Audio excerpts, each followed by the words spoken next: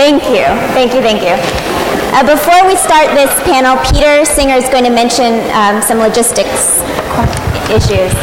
Hi, I just wanted to let you know what's happening after the session. There is a reception in Prospect House. There will be guides. If you go down to where registration was outside, there will be guides to walk you over to Prospect House. It's a very short walk. So there's a reception there for everyone who wishes to come. For those staying at the Holiday Inn, there are shuttle buses that will take you back to the Holiday Inn. There will be buses. If you don't wish to go to the reception, you want to go back as soon as this session finishes. But the buses will run till 9 p.m. So you can stay at the reception until 8:45 or something if you wish. Anyway, there will be buses taking you back. And the buses are going to be on the street outside McCosh. So Washington Road, which is sort of that way.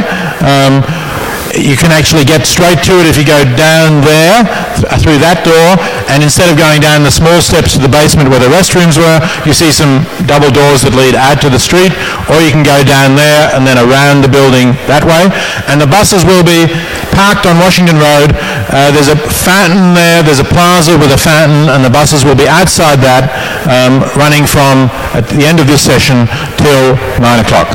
Thank you, and over to you, Jen. So somebody gave me a helpful piece of advice as for moderating. They said, don't worry, you just have to catch the ball and toss it back.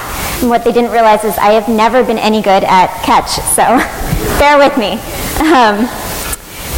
This panel is going to bypass the moral status question that we've already looked at, typically accorded to persons, and instead ask the following. If we were to grant that the fetus has moral status, typically according to persons, does it follow that there is a moral obligation on the part of the woman to bring her pregnancy to term? Sometimes, always, never. In connection with this question, there is a famous case, which I'll read to you now. In 1971, the philosopher Judith Thomson wrote an article on abortion, arguing that it is ethically permissible to kill a fetus, even if we grant that a fetus is a person with the rights typically accorded persons. To make that argument, she used the following analogy. Imagine that a group of people who want to save the life of a famous violinist with kidney failure has kidnapped you and hooked the violinist up to your kidneys for 9 months in order to save the life of the violinist. Thomson argues that you have a right to disconnect yourself from the violinist, even knowing that will cause the violinist certain death. So to answer this question and grapple with this case, we have Dr. Charlie Camosy from the Department of Theology of Fordham University, and Dr. Ruth Macklin from Albert Einstein College of Medicine at Yeshiva University. Oh, sorry, told you I wasn't any good at this game catch.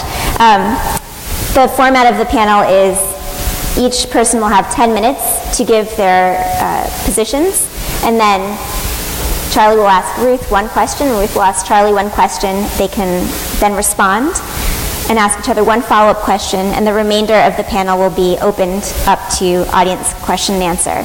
And we'll conclude with 1-minute presentations or concluding remarks from each person. Thanks, Jen, and thank all of you for bearing with us so far. We've had 2 fairly long panels. This is our final one, and I promise you it's only an hour. So, and then we can get to the cocktail reception. So as I said in my opening remarks, certain panels are designed to find common ground, and others are more designed to elucidate precisely where the disagreement takes place.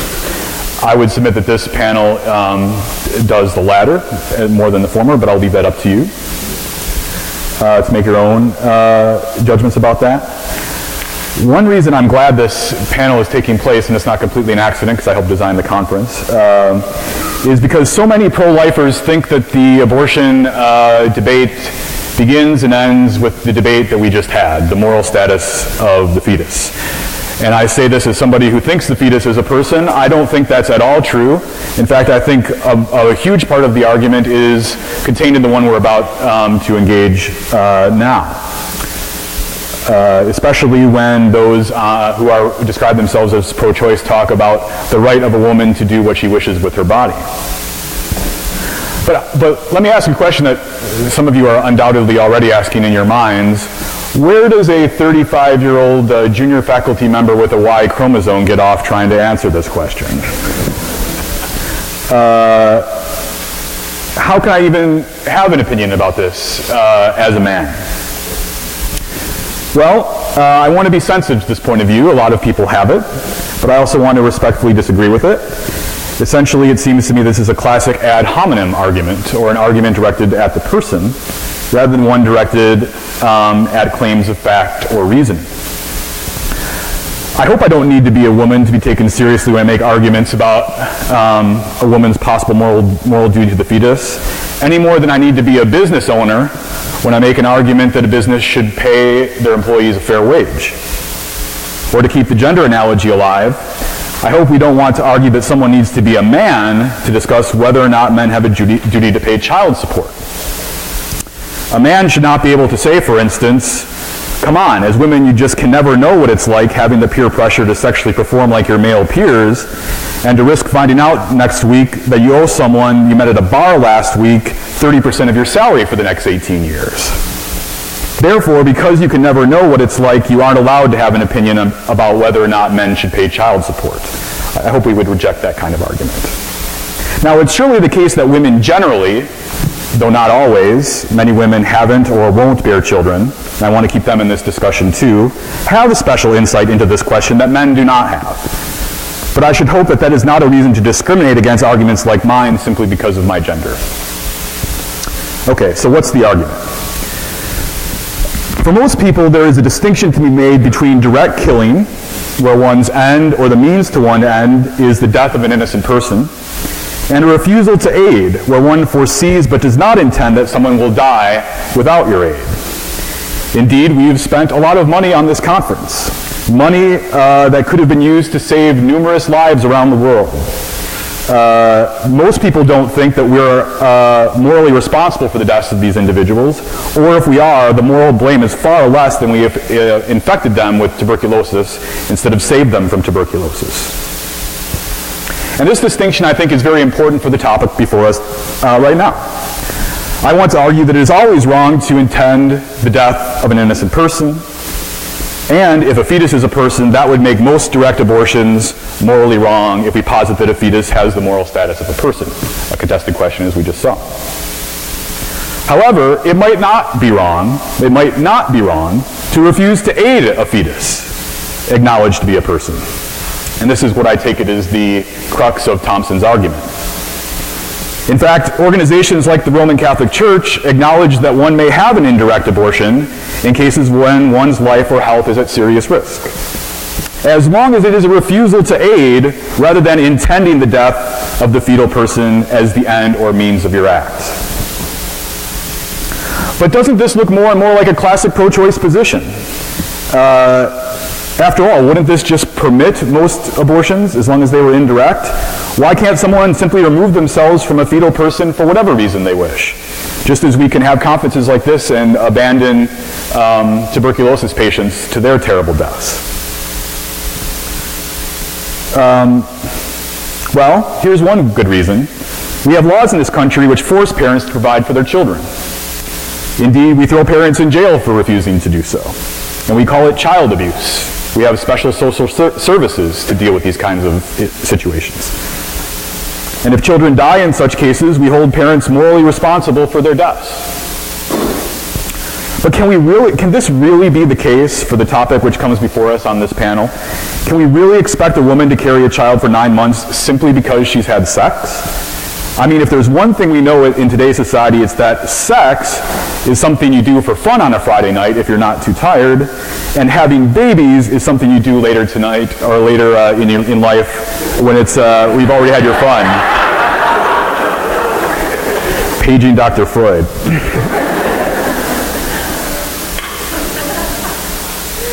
So under this view, surely consent to sex is not consent to procreation. That is ridiculous in our society. But let's think about that for a second. And this is the final thought that I'll end with, and then turn it over to Ruth. We want to have as much time as possible for question and answers. That's what our goal is going to be. But let's think about this for a second. Is this the same standard we have for men? Take the guy I talked about in my opening who goes home with someone he just met at a bar. When she calls him a year later asking him for child support, can he justly complain? Dude, all I did was go home with you one night. I wasn't consenting to 30% of my salary going to you for the next 18 years. No, I'm not paying you child support. Everyone knows what was going on that night. I didn't consent to giving you to somewhere between $200,000 to $400,000 over the next 18 years. I hope we'll agree that this person should be forced to provide monetary support for his child, that his consent to sex was in fact consent to providing for a child.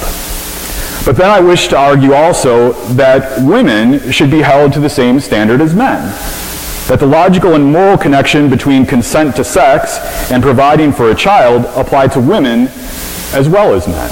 And in fact, many women agree to enter into surrogate contracts for far less than men are often, rightly in my view, forced to pay child support.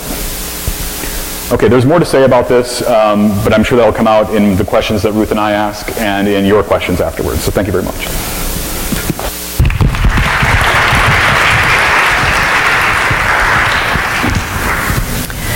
Well, in the 40 years, or almost 40 years since Judith Jarvis Thomson, the philosopher, made that analogy between the famous violinist hooked up to your kidneys and the obligation of a woman to carry an abortion to term, there have been much discussion, mostly among the philosophical in the philosophical literature, and most of the arguments have attacked Thomson because of the failure of the analogy.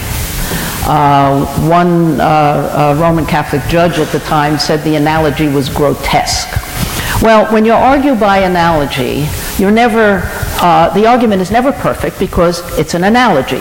So what I want to do is list a lot of other analogies now, almost in a list without argument, in order to test our intuitions about this. Because in some cases, and some cases are ones in which reasonable people disagree. We philosophers like to say that, reasonable people disagree.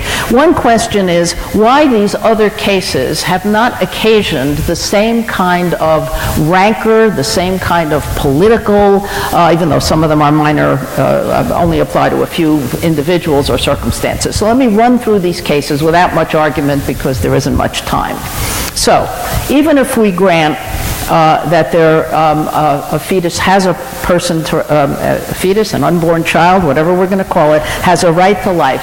For all but extreme pacifists, there are circumstances that may justify killing, and this is active killing. We'll come a little bit later to a distinction between killing and allowing to die. But except for extreme pacifists, most people who are, except the extreme pacifists, think that it's justifiable to kill in the following circumstances. Killing in self-defense, where you're deliberately taking the life of another person. Killing in if the aggressor or a person who is clearly about to kill your spouse, your child, or another relative, or perhaps just another person standing next to you. This is killing in self-defense for yourself or for someone else. Now, these are aggressors, and one of the arguments that's made against Thomson's article, or her example, is that the fetus is not an aggressor. So there's the disanalogy right there. Then we have killing enemy soldiers in battle. Again, for all but extreme pacifists, people do justify killing in time of war. So here you have two kinds of cases. The enemy soldiers themselves may not be aggressors or even threatening the life of another soldier, suppose you're the soldier, but the rules of war allow combatants on the battlefield to kill their enemies. So are the soldiers innocent? Are they guilty? Does it matter? They're aggressors in some sense, but they may not be a direct aggressor of the person who has a right to kill them. Then we have the well-known case, much discussed and usually with an answer, that killing a fetus or an emerging child in the process of childbirth is justifiable in order to save the life of the mother. And here the doctrine, and Charlie mentioned it very briefly, the doctrine of double effect is used in that case. That is, the intention is to save the life of the mother and not to kill the fetus, but killing the fetus is a means to the intended end. Then we have a case of letting die, the deliberate failure to institute life supports for a patient with a terminal illness who is unable to speak for himself or herself. The cases in which the person has autonomous choice is a separate case, but now we want a case that's at least a little closer to that of a fetus, which is no capability of making a direct choice or electing what to do. So one of the things this calls upon us to do is to make a distinction, if one is justifiable, between killing and letting die. And I go back to Charlie's argument because maybe his point does require a distinction between the ethical acceptability of killing versus letting die. There's a huge bioethics and philosophical literature on that. Then we have something more active, and that is removing the life supports from a patient who's in a persistent vegetative state or permanent coma. Is this active killing or is it letting die? Well, it's an action because you have to pull a plug, but on the other hand, it's the disease that kills the person and not a direct killing, as in, for example, active euthanasia. Then there are some cases that are probably, you would probably agree, are somewhat grotesque because they are philosophers' examples, although something like this could happen in real life. It's not as bizarre as Thompson's case, granted, hooking a violinist up to your kidneys. These are philosophers' examples. They're clearly utilitarian examples, and by that I simply mean you're pitting one life against other lives, and if, in fact, there is an obligation when possible to save a life or more lives, at least one utilitarian argument says that saving more lives are better. So there are the three famous cases, which I will not argue for. The driver of a truckload of soldiers, they don't have to be soldiers actually, it could be anybody, coming upon a baby crawling across the road. If the driver continues, the truck will kill the baby. If the driver swerves to avoid the baby, the truck will plunge into a deep ravine, killing all on board. Now, in that example, the driver has to act in either way. Either he stays the course and kills the baby, or he swerves, but the driver performs an action in both cases. Now, the next case is a little different. This is, and again, it's not my case, so forgive me, don't shoot the messenger. This is the very obese man stuck in the mouth of a cave with 50 people trapped inside. The only way to free the trapped people, fortunately the miners got out, right? The only way to free the trapped people is to dynamite this obese man in the mouth of the cave. Waiting until the fat man loses enough weight will result in the deaths of all 51 people from starvation. And clearly, in either case, the people died. And then the last one, a mother with a baby and a group of adults hiding from the Taliban. If the baby cries, it will give away the location of the people, and the Taliban will kill all. If the mother smothers the baby, the great likelihood is that the group will not be found. The next case, a very slight variation, same as the above, except the person who smothers the baby is not the baby's mother, but another member of the group. Again, testing our intuitions about what is possible or moral and who might have a duty to do the same. So, now we have some cases that directly involve the fetus. Killing some fetuses in utero in order to allow one or two to survive. Women who take infertility drugs often have multiple pregnancies. With each fetus beyond one, the chances of survival and being healthy diminish. When multiples are more than 3, the chances of all fetuses surviving at all or surviving to be healthy diminishes drastically. Now, women opposed to killing a fetus who choose to have multiple extracorporeal embryos transferred to their uterus have a choice. They have a choice of whether or not to transfer more than one. They can always transfer just one. But if that same choice is not open to women who have taken infertility drugs that result in multiples. So the choice sometimes may come down to which fetuses to kill and how many in order to preserve the remaining ones. But if they all appear equally healthy, there's no basis for choice, and this procedure is euphemistically called pregnancy reduction. Now, although all of the foregoing examples leave open the possibility that killing or letting die may be justified, all of the examples so far, the fetus examples and the others, pit the life of one individual against the life of more individuals. Arguably, this makes a clear disanalogy with cases of abortion, except those cases that are designed to save the life of the pregnant woman. So let me move next, because I see my time is running, to those cases in which many people who hold that a fetus is a person nevertheless contend that a woman does not have a moral obligation to bring her pregnancy to term. And here are the cases. The first is the pregnancy is a result of rape. Clearly the rapist is an aggressor, but the fetus is not. So if we talk about innocent life, the fetus is still innocent life. Next, the pregnancy is a result of incest. And let us assume for this example that sex was consensual, that there was no aggressor. If killing an entity that has a right to life is always wrong, except to save the life of another person, then a woman who becomes pregnant following an incestuous sexual encounter has a moral obligation to bring her pregnancy to term. And we note that many of the laws, both around the world and what people propose in the United States, actually make an exception for abortion for those two cases. Next, making it a little milder, bringing the pregnancy to term will cause serious long-term damage to the health of the pregnant woman, but is not a threat to her life. The woman will not be able to work outside the home to support her family. She'll be unable to properly care for her existing children. The family is too poor to hire domestic help. Does she have an obligation to bring her pregnancy to term? And then finally, a case just like the previous one, except this woman is wealthy and she can afford domestic help. Does she have an obligation to bring her pregnancy to term? So the last set of, I know that my time is at an end, so I'm going to come to the conclusion, but I did have a couple of more examples about conjoined Siamese twins, where sometimes one claims that it's justifiable to kill one twin in order to separate the twins rather than require them to live a life together. So I end with what I think is the closest analogy, and that is a patient in a persistent vegetative state or irreversible coma who is hooked up to life supports, and this person can be of any age, whatever. If a fetus can be considered a person, so too can a patient who lacks consciousness but whose body is being kept alive artificially.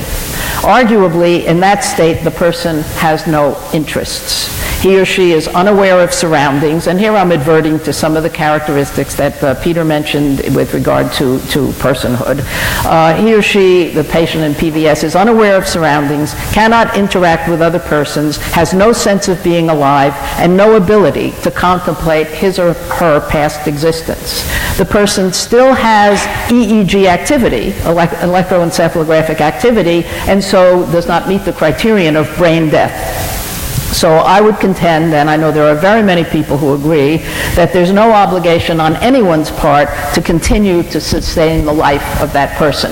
And I'm setting aside that the person might have made a living will that said, keep me alive in all cases, no matter what, until natural death. Well, rest, but can we draw the rest of your positions out through the Q&A? Sure. I was only going to end by saying there is, of course, a relevant disanalogy with the fetus, and the main disanalogy is the potentiality argument, but since we've already heard about that, I'll stop here.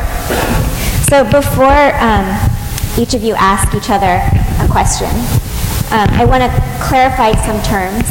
I was listening to you, and Ruth, it sounded like you used the word, it is okay to kill a fetus in the process of childbirth in order to save the life of the mother, and then you used the term letting die in another example. And Charlie used the words refusal to aid.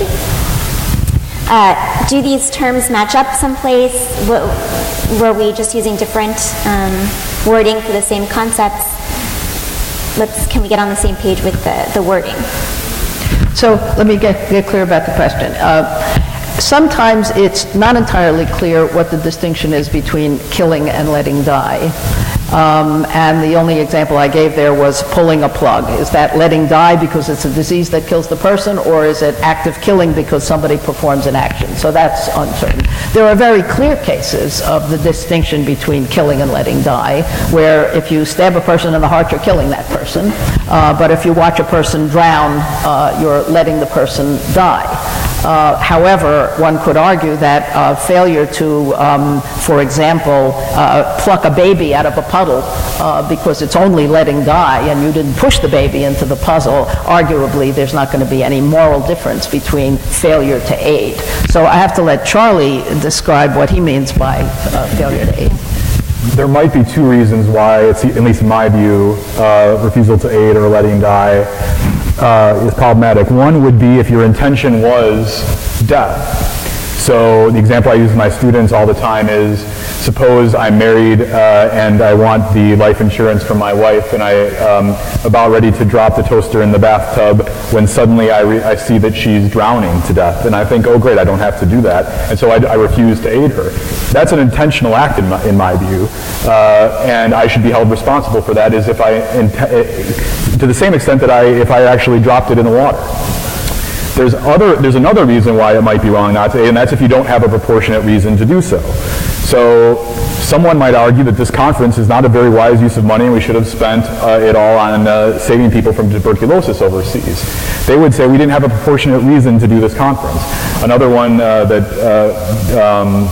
Ruth brings up is, walking by the child drowning. If you don't have a proportionate reason, you don't want to get your shoes dirty, you want to be on time to work, these are kinds of reasons that you would give which would not be acceptable, and so that would be another reason why it would be wrong. But refusal to aid and letting die, using those two terms doesn't do a whole lot of work.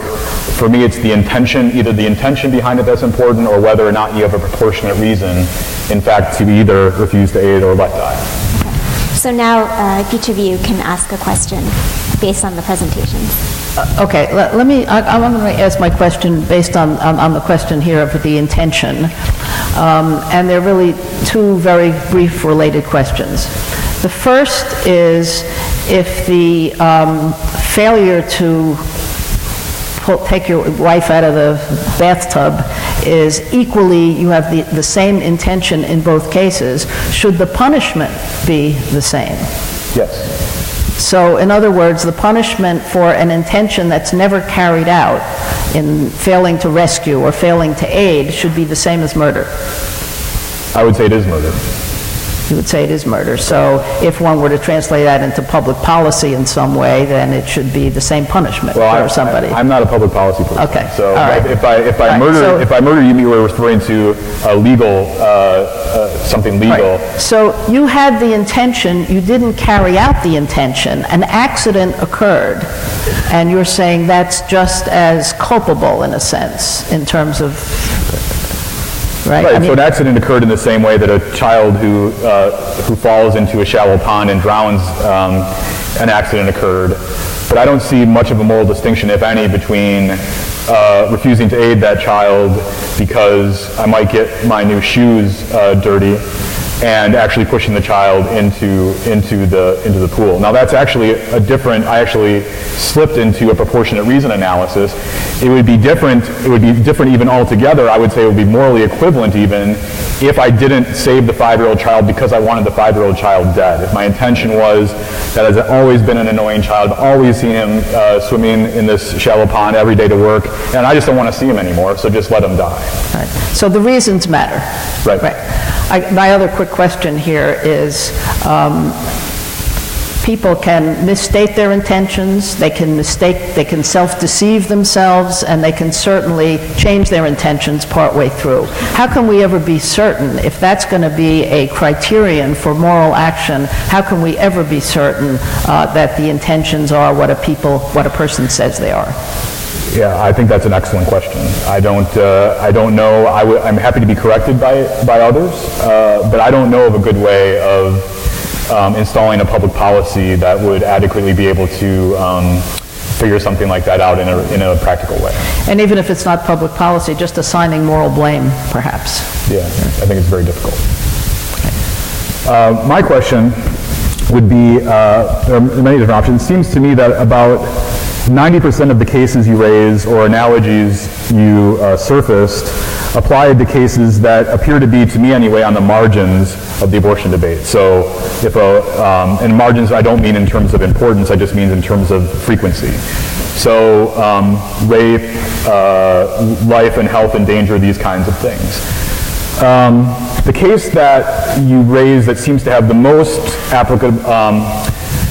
applicability to what we consider to be most of the 1.2 million abortions that take place every year in this country would be the persistent vegetative state example. And my question to you about that example is the following.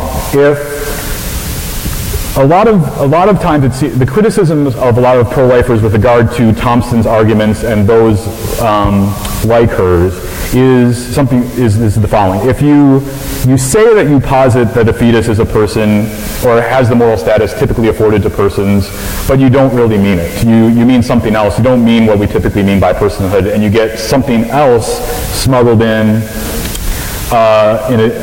besides what we typically mean by persons or the moral status afforded to persons. And please correct me if I'm wrong, but the way you were talking about the PBS patient seems somewhat dismissive of the PBS patient's moral status. Now, maybe I'm wrong about that. So my question is, was your dismissing the PBS patient more about our duties to provide for the PBS patient, or were you making an argument about the moral status of the PBS patient herself? Because if it's the former, that's an argument for the first panel, it seems to me. But if we posit that a PBS patient has full moral status, just like anybody here, then that's a different kind of question. So do you understand what I'm asking? Yes. Well, I took the question posed to us seriously, which is to assume in all of these cases that the fetus has a moral status, and therefore the other examples that I gave, which included children and persons and the PBS patient, has moral status. The question is it ever acceptable, ethically acceptable, to fail to sustain the life, or is there an obligation to continue to sustain the life? And the reason I gave for the PBS person, even if that is a person, is that the characteristics of that still existing person are such that that person no longer has any interests. So, of course it goes to the characteristics, but if everything is a person, the characteristics of the fetus are different from the characteristics of the child and the adult and so on. But if you say that this individual has no interests, what does it mean to say that we're giving it a moral status typically afforded to persons? If we're giving it a moral status typically afforded to persons, aren't we just positing that it has interests? Well, so too does the soldier in time of war have interests. That is, the soldier who may not be an active aggressor. So too do all of the other individuals, whether it's I didn't get to the Siamese twin example. So the question was, are there circumstances in which one need not sustain the life of one that considers a person? And if so, you have to give a justification. So you did say, and correctly, that there was much less frequency in some of these other cases than there is of the cases of abortion, but the frequency shouldn't matter. What should matter is the status of the individual and whether or not there are reasons and justifiable reasons to fail or to decide there's no obligation to continue to sustain the life. Call on those people who... Okay, everyone would like to line up for the questions. We have about 20 minutes for Q&A.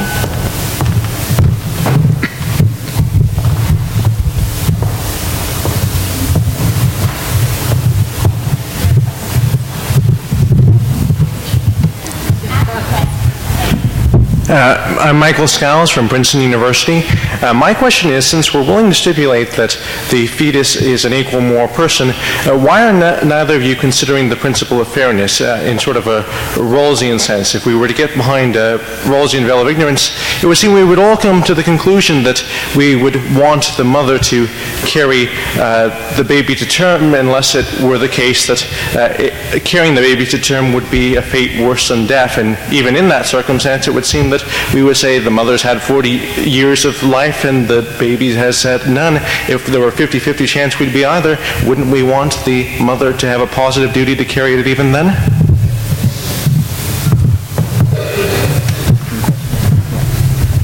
Hi, Kate Jackson, graduate student at Yale Divinity. I wanted to push a little bit on the point that Dr. Camosy has brought up about the relatedness between sex and pregnancy. I wanted to ask Dr. Macklin, what is the moral obligation of the mother if she freely engaged in sexual activity? What is her moral obligation given that she could reasonably foresee the possibility of becoming pregnant?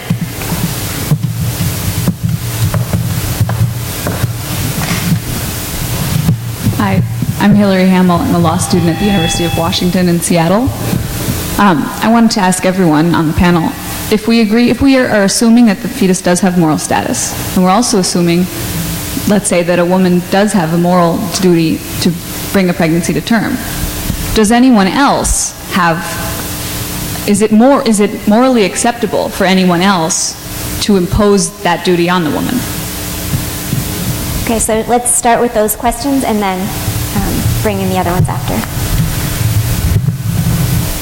Okay, I can start. With respect to the question about the Rawlsian veil of ignorance and justice, I would respond that this is not a question that raises issues of justice.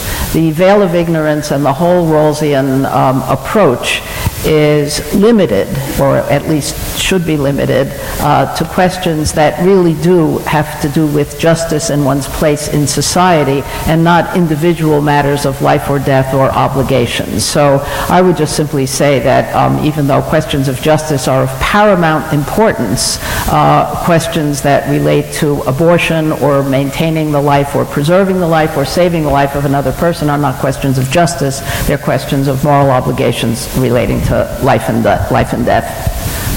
You want to answer any of them? Yeah, could I just follow up on that one and then answer the last one? So fairness would mean lots of things to lots of people, as we all know.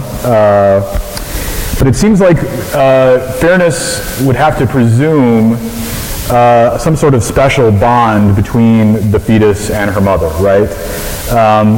We wouldn't say that all of us should, instead of having a fancy dinner tonight, except I know one person maybe who would in this room, give that money instead to Oxfam and save people dying of tuberculosis, because we don't have any special natural relationship there. We might have a strong duty to do that, but it's not the same duty we have to our children. And so fairness would only work as an argument there, it seems to me, is if we posit a specific kind of anthropology, a relationship that exists between family members. That of course flies in the face of a more Enlightenment sense of where our duties and responsibilities come from, which are largely chosen. We enter into them. They're products of our will rather than products of our nature.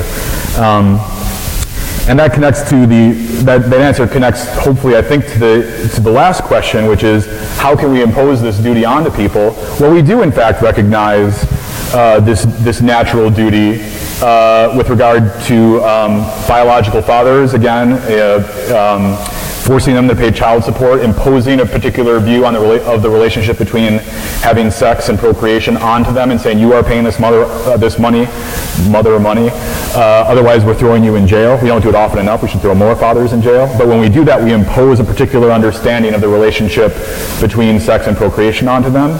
When born children, when postnatal children are abandoned by their parents, mothers or fathers, or not provided for by their mothers or fathers, we impose a point of view onto them. We say, no, you have a natural responsibility as a result of your being their parent to provide for them. And we in fact impose this point of view all the time. All right, let me start with the last question also. I guess I would say to Charles, it's only money. But The real thing that I want to say, an analogous duty has never been imposed on any father or any mother, for that matter, to donate a kidney, to give a bone marrow transplant, or any other invasion of the human body to assist an ill child. So even though I said it's only money, it's not part of the person's body, and it's not an invasion of the body. So it is true that we impose many duties on parents, but this becomes a question of drawing lines and where we can justifiably draw a line. So this is something that's not my own argument. It's been brought up by very many people. If we really argued that the woman has an obligation, assuming that we have here a person with equal moral status for a child, why is it that and I'm sorry to go into public policy here, but that no court has ever required that a parent either donate an organ or have some other invasion of that person's body for a living child that is undeniably a person, given that there's at least some arguments or debates about the status of the fetus. I'm sorry, can I respond to that point? Because I think it's a really, really important one. Just a spectacularly important point. So one reason why you might take my position is because parents, whether they've consciously chosen it or just went home with someone from a club one night, are responsible for the needs of the fetus who we're positing as having the moral status of a person, right? So they're responsible for the needs of that fetus in a way that they're not responsible for the need of their 12-year-old son who has a kidney problem or a heart condition, right? So why not? Because, well, let's put some more meat on the bones of the example. So let's say they have a heart condition because they had a football injury or something. Let's stick to kidneys, because I'm not saying parents should sacrifice their lives by having their heart taken out. Okay. Let's stick to kidneys and bone marrow, which... Okay, so let's say a 16-year-old who does hard drugs consistently for 10 years, or 20, about 5 years. 5 years. And needs a kidney transplant because of a reason that it can't be attributable to any act of the parent, right? So I think the argument goes through. My argument goes through about a mother and a father's duty because their activity was responsible for the need, as opposed to another example where their activity was not responsible for the need. Yeah, well, I think making him a drug addict is a little blameworthy, but, that's You can pick another example. Right. So I want to follow up a little bit on this. Is there ever, I'll direct this to both of you, but Charlie specifically, a point where the burden, in ethics we often look at benefits burdens, would be too grave for the mother to be held accountable for the duty to carry her child to term. And I'm not talking about one where her life is in danger, going beyond that question. Well, I gave the example, which I actually would agree with, of the woman who would have a health consequence that would impair her life and impede her ability to take care of her children and do other things. Yeah, so that was a good one. I would like to hear you follow up with that question. I'm going to answer this briefly because I think we need to get to more audience questions, but I do think serious health risks would be one of those reasons. So I would agree with Ruth about that. All right. One question we didn't get to answer, which I want to briefly, if the woman freely engaged in sex, doesn't she have a moral obligation because she knew what the possible consequences were? This is an example of what has usually considered in the literature to be the anti-woman argument. If she's raped, or if it's incest, where I guess what people have in mind is it wasn't consensual sex, but it was, her uncle or something. She was forced into it. If it's rape or incest, then she's pure. She didn't do anything. But if she was naughty and she went out and she didn't use a condom or she didn't use some other means of birth control and she had sex, well, then she's got an obligation to keep that. This is really an argument that it looks at the woman's behavior and tries to make the justification of whether or not she has to carry a fetus to term based on her behavior and whether she did something naughty. So I'm going to reject that one. Let me make one line response. I would want to hold the same. I would first want to uphold that distinction, but then I'd also want it to apply to men too. So if it happens far more rarely, but it does happen that men are sexually assaulted by women, and I would say that they So should... they have to carry the baby to term. No, no, but I think they should be forced to pay $400,000 to that woman or be thrown in jail. Okay. Chris. Hi. Christopher Kaiser from Loyola Marymount University. My question has to do with if women or parents in general don't have a duty to give their kidneys, that's based presumably on the right of bodily integrity, that you ought not to involuntarily lose your organs like kidneys. But if all human beings, if all persons have a right to bodily integrity, then so would the fetus. And the way abortions are typically performed, it involves removing parts of the body of the fetus, which ends up undermining the bodily integrity of the human being in utero. So if we hold that we shouldn't be forced to donate kidneys, we should also hold that the fetus shouldn't be forced to donate various parts of its body for the well-being of the mother. Oh, can we stick with questions, please? I was struck by Francis Kissling's comment earlier that sometimes we talk about abortion and sometimes we talk about talking about abortion. Analogies are the latter, very useful frequently, sometimes not. On the useful category, Dr. Macklin, I appreciated your litany of examples of analogies that have been constructed, and given the particular topic of this panel, I wonder if you would feel comfortable speaking to some of the analogies that have emerged from Jewish jurisprudence over the centuries that a number of bioethics commentators have drawn out, because they do seem to focus on the woman in particular ways. You know, it's having an abortion or killing an infant would be like cutting off a leg, for example, of the woman. And then to both of you, I think one point where analogies become less helpful is that there is no perfect analogy for abortion. I mean, it's fast, right? And so I wonder for each of you personally, where is the point that analogies stop being useful? And why is it at that point? My name is Lynn Paltrow. I'm from National Advocates for Pregnant Women. And my question is this, and I think it sort of goes to the whole meeting, but to these speakers. It seems the underlying assumption is that the moral status of women, and particularly pregnant women as persons, is settled. And based on the public policy world that I work in, it seems unsettled. So the question is, do you believe it's settled? And I think particularly of the examples you were getting close to, where a pregnant woman is forced to have cesarean surgery for the benefit of the fetus, and her life is shortened as a result of that, or her liberty is deprived because she's literally taken into custody and held down for that surgery. So is there a category of personhood that's specific to pregnant women that may not be the equivalent of the moral status of other people?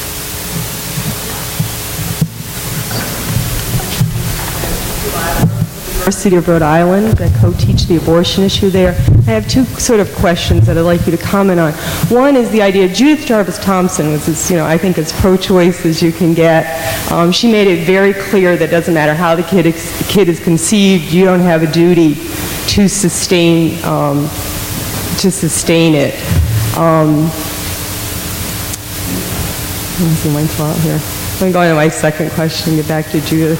Roe v. Wade made it clear in its postscript that if the personhood of the fetus was ever established, that the right to abortion went right out the window, that the whole Roe v. Wade and the right to abortion rests on that personhood. So I'd like you to comment on that. Thank you. I'll get back to Judith.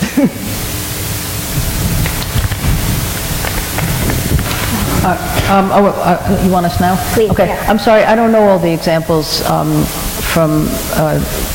Jewish jurisprudence, so I can't answer that. But if it's the same as cutting off a leg, I mean, presumably there's a big difference. No one has ever argued that a leg is a person. People are arguing that a fetus is a person, so I don't know about those analogies. I mean, one has to go back to ancient history, I think, to find the sources of those. The second question about where is the point where analogies cease to be useful is an important general question, but admits of no general answer. I mean, one only looks at analogies to see how useful or how good they are on a case-by-case basis, and whether the analogy is sufficiently close or sufficiently well argued as to be sufficiently close to work.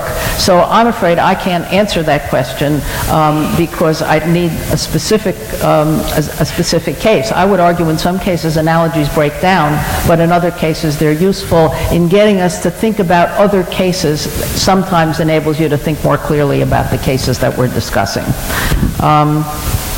When the justices in Roe versus Wade, who declined to discuss the question of whether a fetus is a person, said if that were ever settled, that would settle the question. Well, it's not settled and it won't be settled, so I think we don't have to worry about that. The pregnant woman's status in the C-section cases, again, although of course whether or not one should be invading a woman's body and invading her bodily integrity and forcing her to do certain things in order to preserve the life of the fetus, only looks at one half. Of course, the other half is whether or not those invasions are justified or justifiable. For the most part in those C-sections, in order to have a healthy, rarely to save the life, but more often to save the, not to save the health, to preserve the health, but to ensure better that the child that's born is healthy. So there's a problem with that too. Charlie. I'm probably also going to give Christy a unsatisfactory answer to the analogy question, but I do want to say this. So I was trained in part by Jean Porter at Notre Dame, who famously says in her seminars, all moral reasoning is analogous. And I think that might be overstating it, but there's some truth there. So the way that we think about our moral reasoning is for instance, we come to a conclusion where we say, this is killing, this is wrongful killing. And we look at another case and we say, okay, how is this case at all like this case to make the moral judgment? I think we do this quite often. I think this is how most of the time we reason morally, by analogy. That, of course, breaks down at a certain point because an analogy implies that there is some sort of difference, even though there is some similarity. I think it's a practical thing that you can make an argument in this situation. With regard to the moral status of the woman question, this is something that I've only, portraying my bias here, that I've only recently began to take seriously. My initial reaction to this several years ago was just to say, well, who argues that women aren't persons, right? Or full persons, or given the full moral status of a person. But especially from my background in Catholic social teaching, persons have certain positive rights in addition to negative rights. They have a right not to be killed, but they also have a right to be aided in their need. And because so many women, this piggybacks on David's point in the opening, because so many women are driven to circumstances where they would think about this, I think we've radically failed to treat them as persons, as having a full moral status, because we've put them into positions where they're forced to make a tragic choice.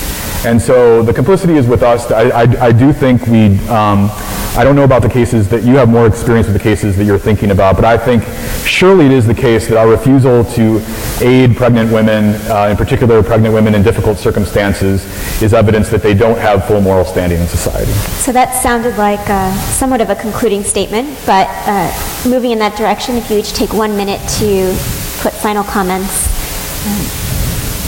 Well, I admit that all the analogies were flawed in one way or another, and one struggles to make an argument when given an assignment that does the best possible job if you don't accept the premise. So my confession here is I struggled mightily, probably did not succeed in the eyes of many people in the audience, because in fact, had I been on the earlier panel, I would have been given Peter Singer's talk, because I don't believe that a fetus, at least in the very, and agree with Maggie Little, at least in the very early stage, but I actually don't believe that a fetus is a person. So this was a really hard talk for me to give, so I just did my best. Right. And Charlie, do you have a concluding comment? Yeah, I think, thank you for your honesty. I appreciate that. I think this shows how difficult it is to keep these radically complex notions straight. I think there's slippage into one type of understanding about moral status in duties of women, and we're going to start tomorrow morning by looking at public policy. And I firmly believe that one reason why a lot of us feel like this debate is interminable is because we keep slipping from one kind of argument to the other, and it confuses the argument. And one thing we're trying to do at this conference is, artificially, albeit, but locate different kinds of arguments in different kinds of panels to try to minimize that confusion and slippage as much as possible. I'm ready for a drink. I don't know about you guys. Thank you.